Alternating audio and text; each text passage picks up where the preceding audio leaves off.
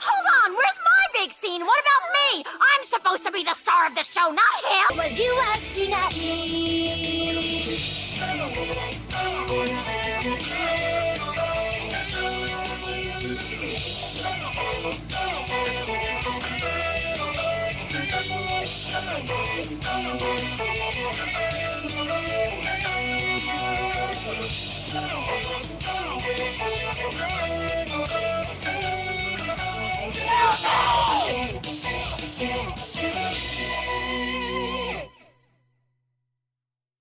Alright, we're at the final part of all of this. Yes, it's been a journey, and especially it's been a journey for me editing all of this. We've seen everything with this party of them growing into what they are today, and especially with everything that I wanted to review with this retrospective. Yes, we've been through the start, a fantastic sequel, third entry that I grew to love, and then checking on the movies, and wow, it's a lot of clones in it, and me having fun trying out the games as well. Now, let's move through to the decade of the 2000s, with 15 novels being a success and becoming a media darling.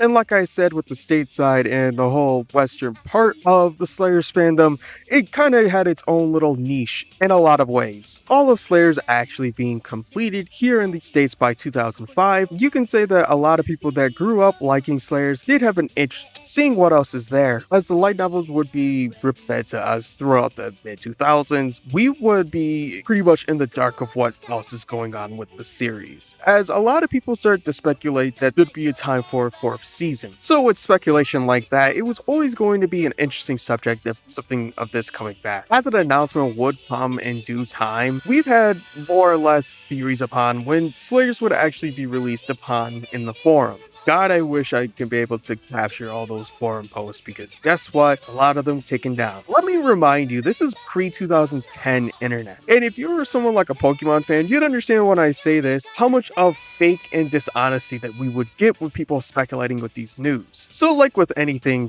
Slayers fans took things with a grain of salt, but the people would get their wish, as in June 3rd, Slayers would actually get a comeback like the ones that they were having back in the day.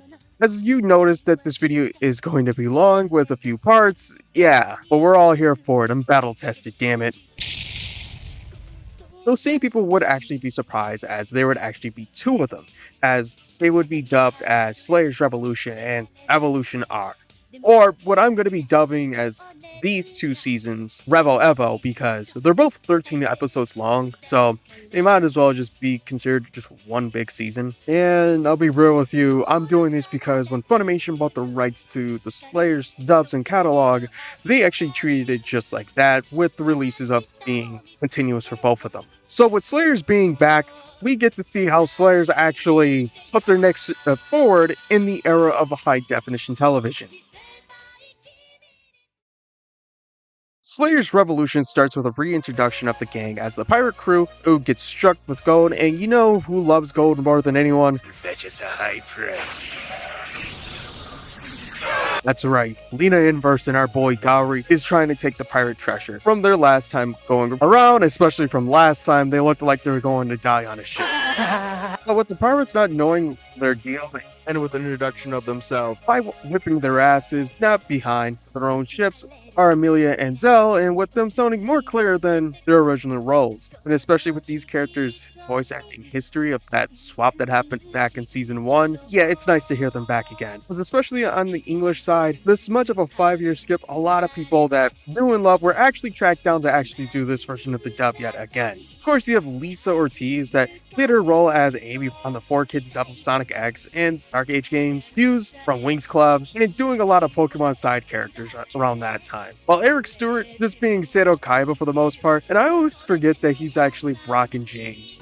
Nothing beats a jelly-filled donut. Actually, this is where there is a lot of Pokemon voice actors in this. Even Veronica Taylor is back, and remember when she was doing Ash for a while. And the most interesting part is Chris Freeman, as the man's been on the grind in general, as his latest work are being with Demon Slayers, but if you're interested, he's usually voicing Naruto characters on the English dub side. And well, we actually get an introduction to one of the new characters in this anime, and that is Mr. Weiser. And he wants to actually meet that dragon spooker. Lena and Gowry are still trying to get the pirates to surrender and see what they captured, and it's actually a mermaid. I mean, it's a mermaid. When you think about it, okay, I'm asking too many questions this early on, but if they mate, do they mean that just, you know what, I'm overthinking about this. And after the fish tells them who she was, they back off. The one who's so berserk that even hell itself kicked her out. No, sure, now they know me. Why is it always the scary descriptions that ring a bell? Oh, so when she says it, you don't believe her. But fish lips, man, Lena, reputation in chat. But more or less, Amelia comes and helps and reunites with one another. But with them talking about what happened and Gary forgetting their names, Mr. Gowry? No, wait, don't tell me. I can remember. In fact, your names are on the tip of my tongue. Weiser has something to do with them, and that's arresting her. Just your arrest, Lena Inverse, which I knew this crime poster would come in handy once again. But the crime of being Lena Inverse makes her guilty of the crime.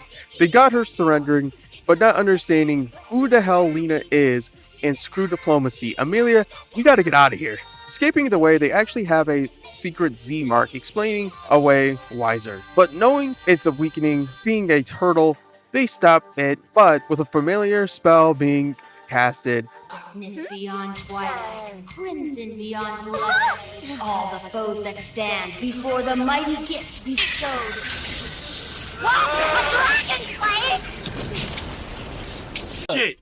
That's my bar. shit. He copied my whole fucking flow. we meet a new character, Dakota, as he steals her whole flow. But more or less, with things being staged, Lena wants to figure out what's going on and keep requesting the royal family. To know what's this about, just because you can't say no, that's in the world of politics, they're in. And being outstaged and look to get arrested, she boldly says that I'll destroy the kingdom before Weiser hears her. Should have said in Minecraft, Lena. You know that always works. But the reason for her arrest yet again is because of the destruction of the magic tanks. But we already seen it wasn't her. So now we gotta figure out that creature, declare her name.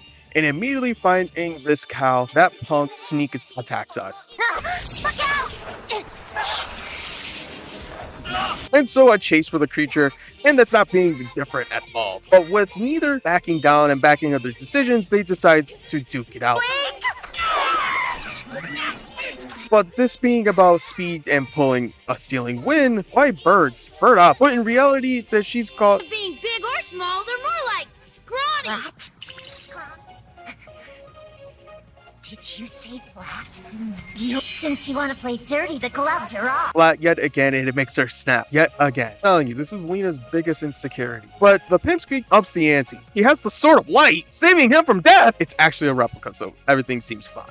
And Makoto actually escapes. Let's talk about the biggest thing about this is that it's being in HD, and how much of the transformation of cell to digital is really more of a thing of acquired taste and tune. I'm just surprised how polished things looked even when things weren't unpolished. I'm sure that a lot of y'all have actually seen, when things can look really bad, especially with the digital stuff. But I actually think that Slayers does a good job with this, and they can totally tell that they wanted to make sure that the people watching this was going to love it. It might be me, but when you watch a lot of Ots animes, you kind of get a weird feeling of how they're going to do stuff, because they either are going to go too focused on the digital paint or too focused on blurs and filters. But I do think they actually put a quality enough standpoint where things don't look so jarring for some people. But I actually do like some of the things that they did to the designs. They kind of made things more cleared out, because guess what? When you don't have to deal with cells and, one and done deals, things can actually look a little bit better. Take a look at Gowry.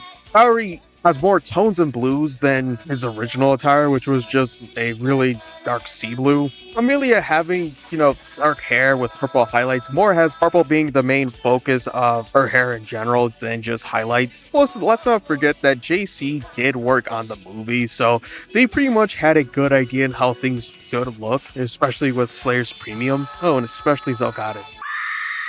They truly fixed that man. As what has become a deal to bitch with this guy. First was framing Lena for the crime of being Lena, and now, even in episode 3, she gets framed for pet napping. Like, come on. Even Zell knows this is odd, but nope, they prove her innocence once again, and for money.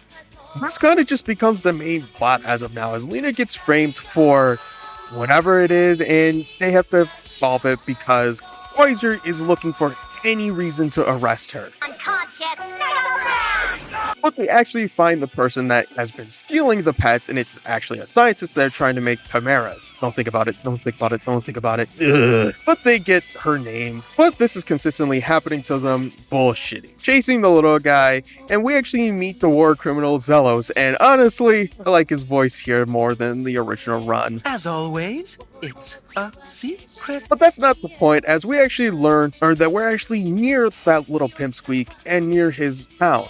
Taparashia is where a misty town that's stuck by a plague, but thus giving people are in hibernation. I don't know, this is giving me Hellmaster vibes. But we learn who actually helped them, and it was the people trying to hide the plague. It was Rezo, yes. But after telling the Pipsqueak about their interactions, he does bring a good point that the seal would have been lifted, and the math ain't mathing with this. They all check it out, and it turns out to be that someone that knows a Christian name, and he's a prince. It's Dupless is eating the powerful spell, in which we get his reasoning, power, and money. But we do know we get the twist with Zealous having some skin in the game, being on Dupless' side. We get that we know that we're chasing for the armor and to help the prince to stop whatever damn reason of these resellers, I guess. I'm sure Pokemon fans would love to have Lina Inverse and a Dragon Slave on Scalpers. But after that, with Raleigh and the cruise ship antics, with nearly dying, that we do meet a ninja named Zuma that wants to kill Lina Inverse. But he escapes before things can actually get ugly for him. Next time on Paths Cross, I will kill you. Hey look, they made it to the location, and it's an Inspector once again. Once again, the Lina is pleading to their innocence once again. You should know by now there's no use responding to him. He'll just use it as evidence against Zell, you're onto something here. But look, who's helping him? Well, they're looking into the Sword of Light, and anyways, we find out that he wants Lina. But they fall from the trap, and it's totally was obvious. But they take the next trap, and what the fuck? Chase. Wiser, are you saying you're in love with me? There's quite an age difference, you know. Then Arrest! sometimes I knew it! This is a trap! What the fuck? A JoJo's reference? This brawl's gonna be strictly man-to-man! Man! She had her gang of mild inconveniences where they're trying to stop him with all of this happening. Lina, because of mentioning her older sister Luna, Sister! What? Where is she? No! No, Luna! Stay away from me! as Zelos explains why they're willing to take Lina by force, and knowing Zelos' crimes, he takes them out, and Lina knows her cards and lets herself get arrested. So that's why Pagoda got thrown away. Now arrested into Gioconda's kingdom, and actually Zelos already knows their plan. So this was just to get Wiser into a nation and wants to see how powerful they are because of them selling weapons. Yeah, this is kind of getting a little complicated for my own liking. But Pagoda is on the hunt for them while they're in prison, trying to figure Wiser was pawned. But there's more going on to this with this lady. From eating earlier being a dog. She's Ozol, and well, after a good scare, they actually have the task for her to take down Rezo, Spirit. And well, taking Rezo down, but the Spirit was alive and well in that jar. As Pagoda looks around, he finds Dupless, but they're more than we know into. We learn that they're actually connected, as from the kingdom that they've foreign from, and that is being Taparashia. And with the current circumstances that they are, Dupless actually wants revenge because of the nations not helping them. If they go and find that we actually see them, they find the desperate assassin, leaving them in a coliseum, leaving Gary with Gioconda and the gang of mild inconveniences with Zuma and the doll from before. Man, it's like that they wanted to help them, but actually can't. Everyone is fighting, and maybe this should have been its own separate part. With all the things going down, it looks like it's going to be equal as the backstory as we know about that kingdom, leaving them in fear of the plague with everyone exposed to it. We also figure out how there were upon as Rezo comes in, tries to protect that kingdom. With the conclusion of things into the Battle of the Coliseum, Battle of the Arena, this seems like an old wrestling arena, not gonna lie. But with all the explosives, with the whims of their own attack. Nonetheless, Wiser gets wiser, getting unknown information about Gioconda while her corruption and stolen aid to the Tafarashians and tries to arrest her. With a good chance that Lena actually uses the Ragna Blade and to try to take out Zuma, while Ozil takes the blow. Weakened as we've gotten about why he became an assassin, it looks like more than everyone's finally has some room. Gary takes a stride to take out Zuma with the aid of Lena, using the dark mist they take in their arms into him as he escapes. As Gioconda has some explaining about the money. Surrendering around everyone and her allies being defeated or escaped, Ruthless strikes her Xanathar armor, being complete by the way. The demon beast actually comes out of it in the same name to ingest her. And this actually has to give me a quick explanation about that armor. See, the Xanathar armor is a pretty strong piece of metal and material that it actually absorbs power and actually can get you to be stronger, but if you're weak-willed, it will absorb you instead. As things look to be dire with the beast container eaching attack, now to stop the Silver Beast, many ways that we come to learn what the story that was actually true with the Gora Nova and why the actual reason why the beast was slain. So this was the mission, sort of like even is a replica. We see the wreckage of the beast of Xanathar are from everything. We see Dupless actually still want revenge, and I mean, knowing all this that has happened, yeah, I kind of would want revenge too. But the truth finally comes out and coming to seek vengeance to the true culprit. I get it, especially with most of these things pulling off the most political move that you can ever imagine about sending money and going to the wrong person. This has irreparable damage, even if it was a business decision at the core of it. That's the part that I understand of doing one thing and never checking back, but damn. Anyways, Pakoda wants to leave the gang, but with them having heart of hearts, with them saying that we've already gone to the mess and we have to fix it. You should have bowed and asked like that from the very beginning instead of trying to act like a tough guy. Then it's decided. This is perfect. And take out Xanathar. They want to restore the kingdom. But as the Sword of Light beams back up, it points towards where the conclusion is. Faerun. With the final part, we actually get to see Sylphia. Aw, to all the Sylphia fans, here you go. Not a wish for Martina reference, but boy could dream, you know. I need to know what my queen is doing, you know. But in the nick of time, they actually fall back into the situation as Weiser and Pakoda gives word of the rundown that's happening to Prince Phil. With things kind of getting muddied up, but overall, just getting everything back in line of things, the kingdom decides to help with full commitment. And also, one of my notes here, I know it's a new voice actor for Phil, and holy shit, he sounds like a narrator. But I swear to you now on my country of Faerun that this time will be different. We will help you to do. With everyone ready and the civilians out in time, it's time to actually stop the beast, Xanathar. He's going to take one strikes on it, but with them forcing on, Lena is going to try to take on Dupless. And Lena puts his revenge schemes into perspective. How much Dupless wants Lena gone because the beast would be untamable, leaving fates in everything. As it fades as Dupless gets turned on, and he'll soon become another one. But telling Phil to get away, so dire with the Sword of Light slowly fading. But with the speech of the Xanathar are created, they take the places of gods and monsters. Lena calls it arrogant and goes for the final blow and freezes it. The Sword of Light messing up Dupless hits it with extra timing that Lena and Gowry strikes the beast and giving the kill blow with a dragon slayer. Light, come forth! Power you and I possess! Dragon Slave!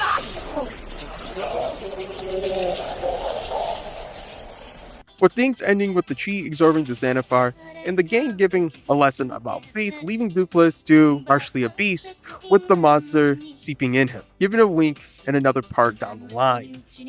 I think I can best describe Revolution as surprising. With a story like this, and especially being only 13 episodes, I was more hit with that wave of excitement and nostalgia because it's more meat in my eye personally. I think that it did a good job of reintroducing everyone since it did have a long hiatus. But with the story and actually wanting me to see the next part, and besides really wrapping the plot to the rocket in my eyes, I'm sure that the second half actually does what I really want them to do and expand on everything that they can.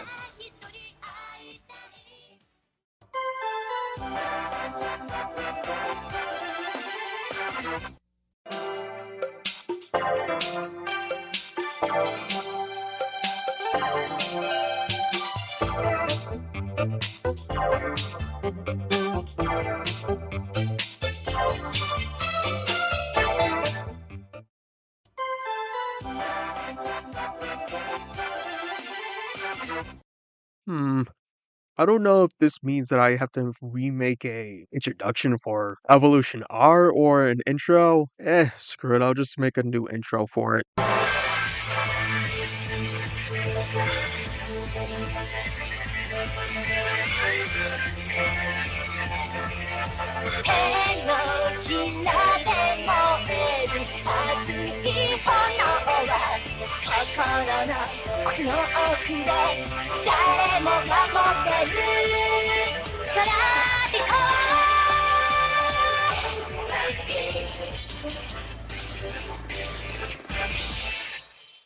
Right, so like I said with Revolution, going to give it the nod to what it's come after 6 months, Slayer's Revolution would be released in Japan, and you see with these two together, or at least that'd be the waiting 3 or so years for a Netflix show. Nonetheless, it's a weird fact that during the hype process of Funimation actually released the episodes of Getting Hype released on YouTube before they were released on their own service. But from my looking around, Evolution R was released around the same time of Revolution in 2009, and before home media releases pairing them together. So, like I said, they're following up with the considering of this season and leaving the viewers satisfied. And so this brings a good question. What does Evolution R do to really set itself out from 4 before, and most importantly, how does it write off of Revolution? And well, let's stop the yapping and actually start on Evolution R. And well, it starts off where Sairun was being rebuilt, as they were still looking for the jar of Rezo, as we still need to figure out about Ozo's connections to this, as we see a familiar foe healing up their wounds. With learning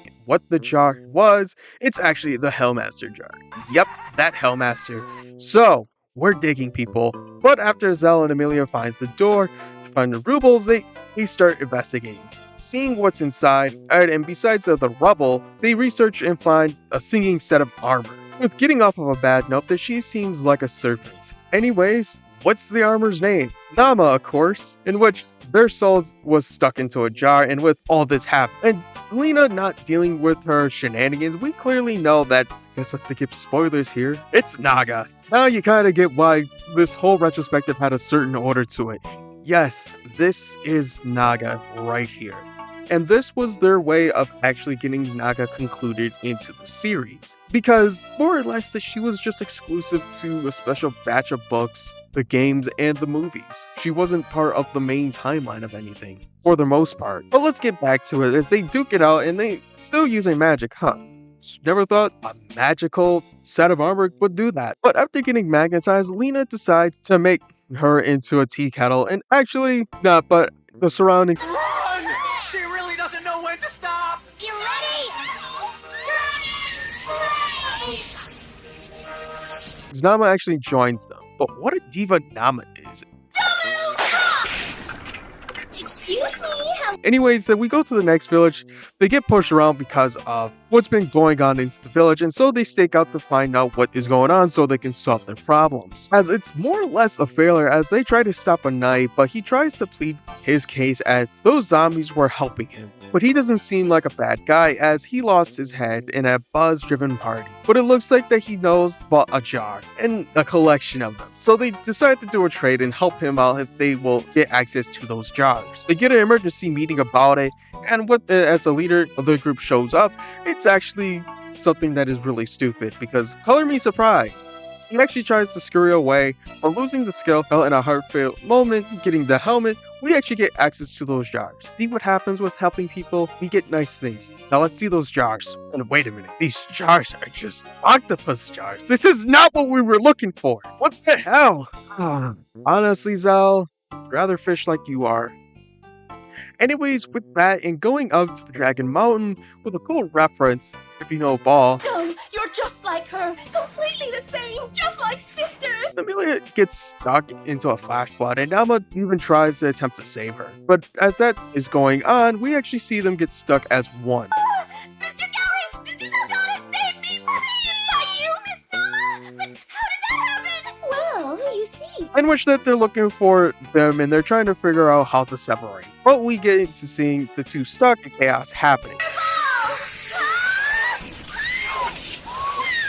from anything and like saving the day, and even going, they can't even get things on the same page, even with magic. So, in which them being so noble, they'll actually try to slay the dragon, in which the dragon is, why do I care? Holy hell! Even they actually make a decent pairing before they actually find the gang. Them in the town discovering that the home is blazed and blatantly lying. But throughout their whole adventure, they're actually finding that Gary has fish kids. Seriously, what the hell is going on with this? Well, holy hell, this whole episode is Days of Our Slayers and Nama's shenanigans.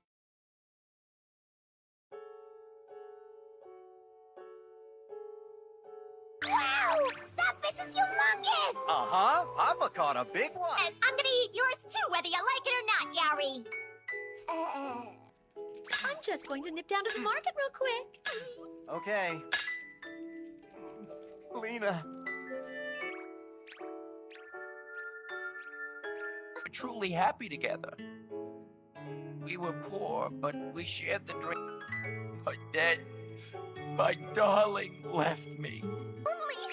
Please take me away from this awful place. Please take me. Miss Lena here a long time, haven't you? It's just like that, you're gonna throw... I think you might be exaggerating the situation a bit. Gary's just my bodyguard, and that's... You ladies aren't the only ones who love Mr. Gowrie. Enough to know it's also a dirty, rotten liar. Well, it's kind of hard to explain. I'm going to leave the village and run away with my dear Zell. Is the man there next to you? He is your brother! Don't go, Yappy! Let's follow her.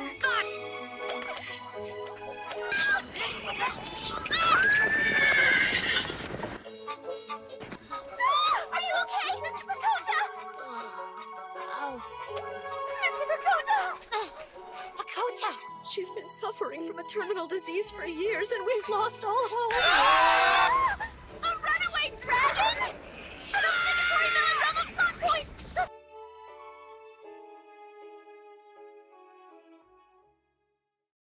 We actually find progress in finding something about Rezo. We actually find whereabouts, Nama remembering the place, but with arguing about Rezo, is a really good that they find things that they made and Nama into a suit of armor. But it looks like that we see Zuma yet again. In which Nama snapping because it's an assassin, but breaking the jar. No! Nama, no!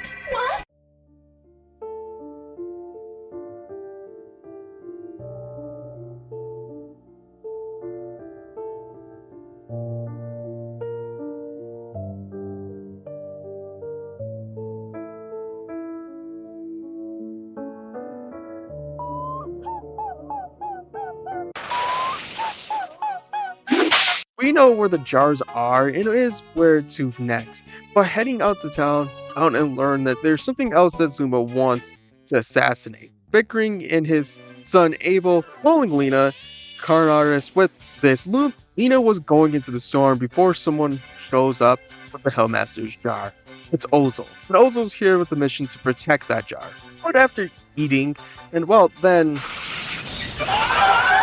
they're monsters, and they have a problem with Lena. As they attack, Amelia and Zell try to sort things out as Lena gets jealous before they disappear as she attacks them. But as the gang checks out Ozil and what she's doing, and we figure out what's going on. Lena stops her, and after a while they talk and they figure out what's going on with her. Well, it's because why not, as she's protecting the jar and Lena wants to know why she's getting attacked by monsters. I don't know. Anyways, that we actually see they're both being attacked, and with things going to the wayside on both ends, is Amelia getting the front of things before the others return to the manor, with things resting up as the next day that they would actually go onto the journey to help Mr. Ratter. With attention that could be cut with a knife, we still need to figure out why he's being hunted down, and that's not just because of the assassination attempts. It's simply because of business. Those bandits killed his wife and Abel's mother, in which learning that we also learned that they've died in Cyrac. But they learn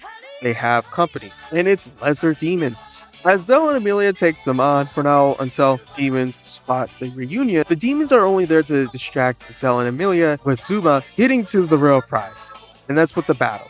Zuma gets the reason why he's actually after the Hellmaster job, and it's for the power that lies inside, and that is being Rezo's soul. But teleporting them to the Ada fight, we actually get an important throwaway line. I was sleeping inside. Using the strength of Rezo's soul, I was able to graft monsters onto my body. They're contracted by Rezo, and he should sacrifice them for more power.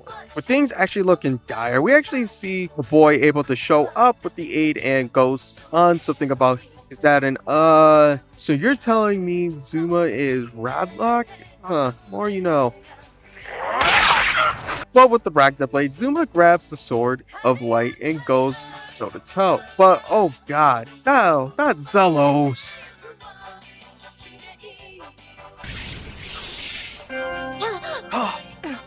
Well, he kills Zuma, and he gets back what he actually wanted, and it was the jar.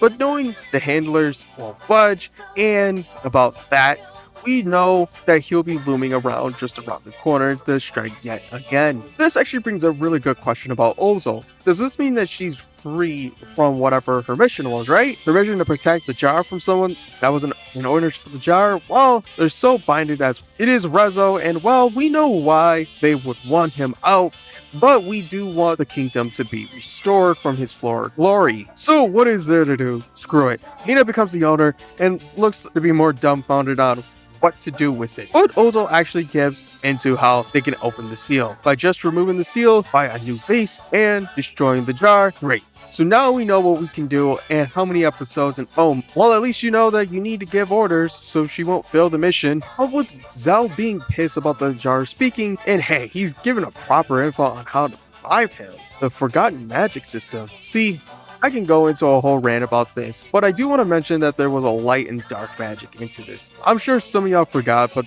they mentioned this with Try, so just to give a basic run back, it's just that light and dark magic is included, but they're not really specified in it unless it is talking about cleric and holy magic and dark magic. But anyways, and listen, I already know that the whole retrospective that I call them monsters and lesser demons when they're actually Mozokos. Yeah, but listen, it took so long for this in English, so might as well just keep it as it is. With them trying to figure out and solve this thing, that Rezo actually has somewhat fun with them, of getting them onto a scavenger hunt and whatnot. Hang the tail in the hallway. Proclaimed. Really? I'm an annoyance? Oh, not at all. I'll smash this jar open myself. Oh, back off! I'm gonna end this! You're in too much of a hurry. You may find the truth slipping through your fingers. Open your eyes. But as Ozo gets captured for a cup of coffee, there are bandits that are trying to take the magic away from them and made of multiples. Okay, now it's perfect. And screw it, let me put some new metal here.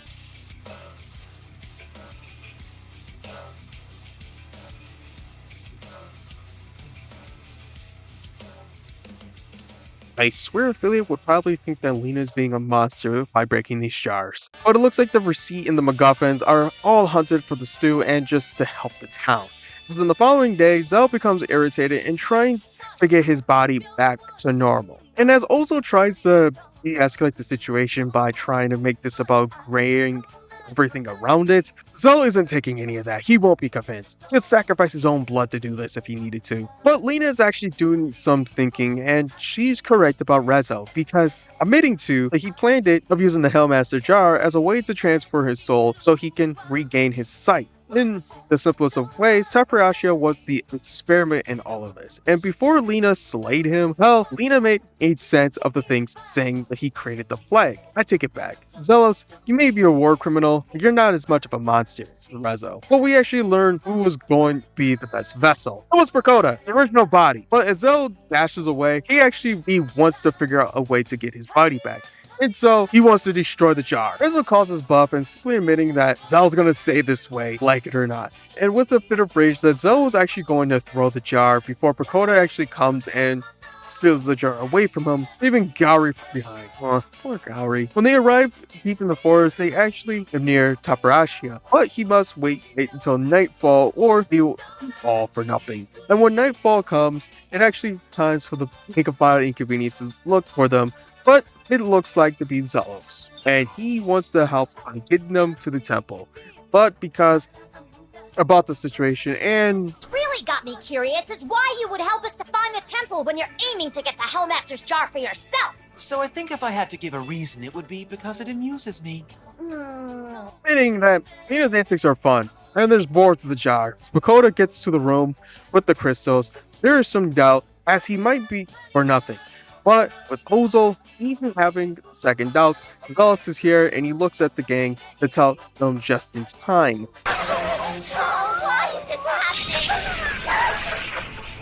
With Makoto thinking that they're lying, and he decides to attack them, but at the end of the episode, it's clear that what is happening to the resurrection.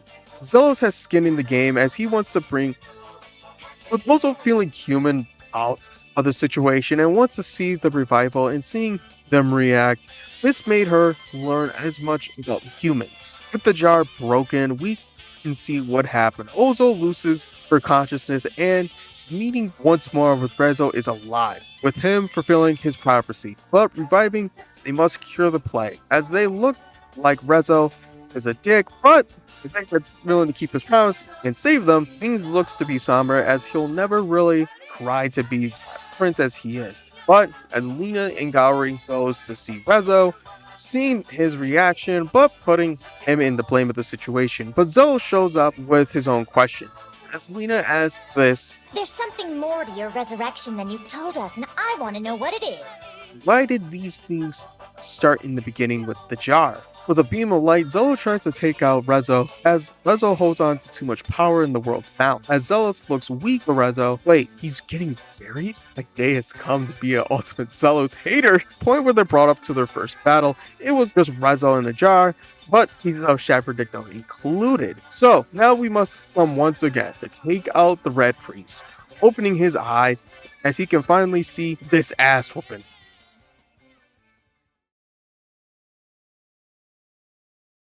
But with the Beast awakening, he must destroy because Shadow Nicto, and he's a ticking time bomb because the real monster's showing up. So yes, I said about the man being the carpet under the rug as he sacrifices himself to be the great good. With the god showing its original self and going to nuke with the huge blast,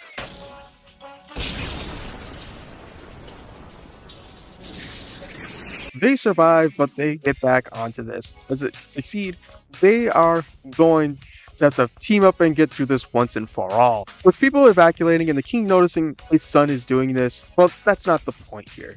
We gotta get to the point of destruction. As Makoto decides to have the balls and actually use the Dragon Slave accidentally to give Shaperdicto more power, or not, as Lina goes for her own and plans to use it as not his body, but going to hit the head. By the way, nice using Nex's intro. As the body changes up and locked in position, that Zelos has saved Lina to give her the final shot, and even with a good speech about free will and its efforts from everyone as getting together in this dire situation, Lina does it one more time. Rich, deeper than the deepest night, more vast than the greatest shines like gold upon the sea of chaos. I call upon thee and swear myself to thee. Well, besides with some reasoning, as she's contemplating about power, and with Makoto obtaining the jar and destroying it, Lina snaps out of it and summons the Giga Slave, and Makoto spiritually distracts Shaperdicto, pulling it off and destroying the god once and for all, ending things with everyone recovering while losing Makoto. Okay, I'm kidding. Rezo actually sacrifices himself. They go and rebuild the kingdom and everything that has happened so far, with them completing yet again another adventure with much more stakes. EvolutionR really gave me that feeling that things were going to go back home with a lot of things that were going on with it. But I was more surprised that they didn't actually use as much of the villains as I seen in the intro. I thought that things were just going to be a farewell tour in a lot of ways.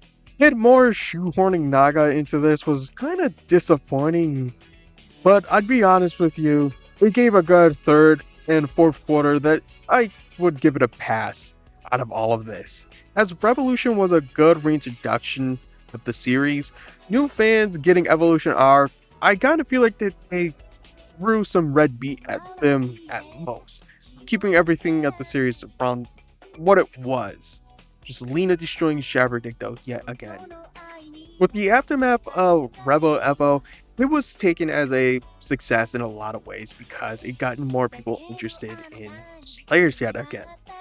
If it's just me, it gets a decent pass on a lot of things, especially what how things are, especially in the first half of Revolution. I'm just not a fan of Weiser just doing this all day. But I do think that for 13 episodes on each part, it did a good job of actually growing some red meat at Slayers fans that watch the old stuff and giving something new to the new audience that it's gotten. As if anything, that Slayers around this time really felt like a throwback to what was coming out and what would be the future of the fantasy genre. Yes, the fantasy genres kind of just became the loser genre. Not in the way of its audience, but the plots that it would have of just constantly getting isekai with fantasy elements into it. It isn't that they're bad, it's just that once you've seen one, you kind of seen 200 of them. I'm telling you, you could have seen the sign of things being over when Inuyasha ended. As much of a nitpick it is for me to say that the landscape from the 90s and even heading into the 2010s, or shonens were just made left and right in comparison of a lot of things that weren't just high fantasy. Of course, like you had great things coming out around the same time, but it was just that Slayers was really a throwback in a lot of ways. And even when Dragon Ball came back, it really didn't really feel like a throwback like it used to be. And trust me, I think that this whole retrospective that I did really gave me appreciation towards just the fantasy genre in general yet again. There's a lot of stuff that you could be watching that does a lot of things that Slayers does with its comedy, but Slayers just has a way of just having that kind of energy and not feel so out of place or you can tell that they were trying to season the writing. Just each part has their own unique way of telling their own stories that it's actually pretty fun to go and watch these and actually finding reasons why you like each of them. And yes, I had to have Try grow on me, but if Try was the end of this whole series, I think I would not feel as ill about it because it gives a good farewell to what the series was on TV, but with a proper send-off, Slayers gets the right thing going with how this whole thing goes. Alright, hi, this is me after recording all of this. I just want to thank you if you watched all of these parts. I really appreciate it. There's technically one more part that I am going to do, and that's just because I have so much information about the series that I need to just get this information out. But it's not going to be included in the retrospective. So, yeah, that's going to take a long time to go because guess what? I'll give you a hint about it. There's too many entries for me to really say this. But as always, if you like this video, please give it a like and give it a comment so I can get more engagement than I could get. Share all of them around because, yeah, the next part that I know that is going to take a long time because there's so many pages. Anyways, bye.